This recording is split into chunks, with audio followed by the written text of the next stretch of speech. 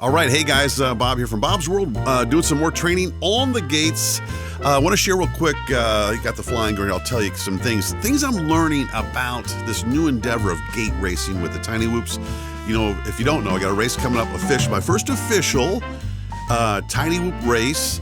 It's going to be in the cities here in Minnesota, and I'm really pumped about this. It's going to be a ton of fun. I think there are like 17 people in the race right now, a couple different heats, I think 3 per heat.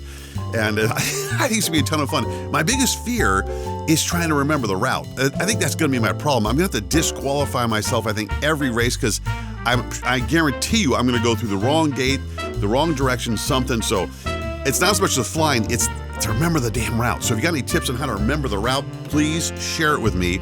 And I don't know if they're going to share before the race, like what the layout would be. That would, I think, would be very helpful. So here in the practicing, some things I'm doing that I'm experimenting is I actually, we get in this habit, I think we want to pump our rates up, we want to pump the speed up, all this, because it's fun, it's cool, and makes you give the appearance you're a better pilot maybe, I don't know. But what I'm finding is as I experiment with rates and flying through the gates is I've actually now bumped my rates back down a little bit, back down to what I would say more gate racing rates. On beta FPV rates are like at 6, 6, 7. That's where I'm at about. So bump those down smoother. The other thing I've done is I like this idea. I've been experimenting with reducing motor output to about 90, 85%. It makes it almost more manageable.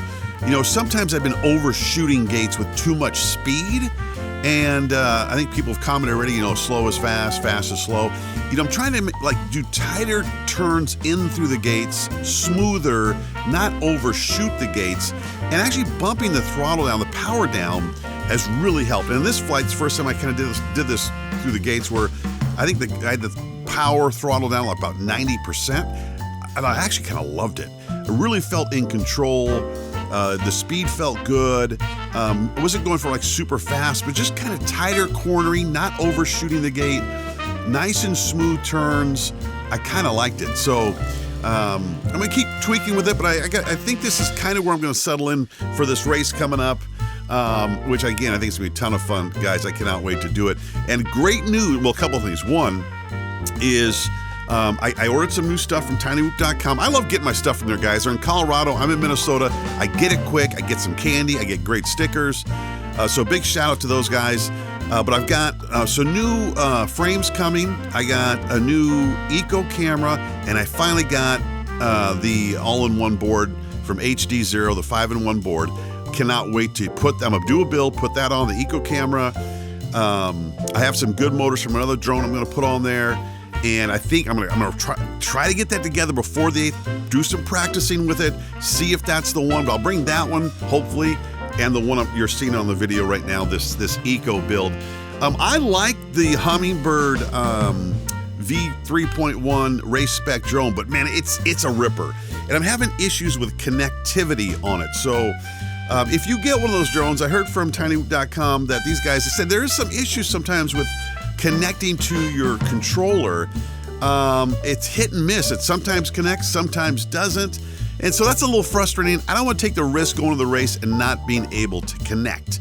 So that'll be just kind of for fun flying drone, not probably for the racing here coming up. The other thing is Greg, well, I didn't say Greg and I, Greg, my flying partner here, my flying buddy, my other fellow nerd drone pilot. He found 2 spots indoors that we can fly at, and they're going to be, one is in a place called Toast. It's kind of like a Norwegian style restaurant, but it doesn't matter. It's attached to a pizza place. We know that, or he knows the guy.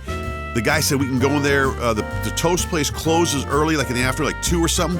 So we're going to try that out. But the other one is a warehouse setting, straight out of one of these drone sims.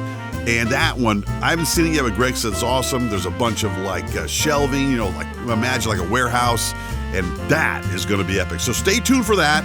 We'll be doing some flying in those areas. and it should be a ton of fun. Guys, thanks for watching, comments, and all that stuff, and sharing information to make me a better pilot.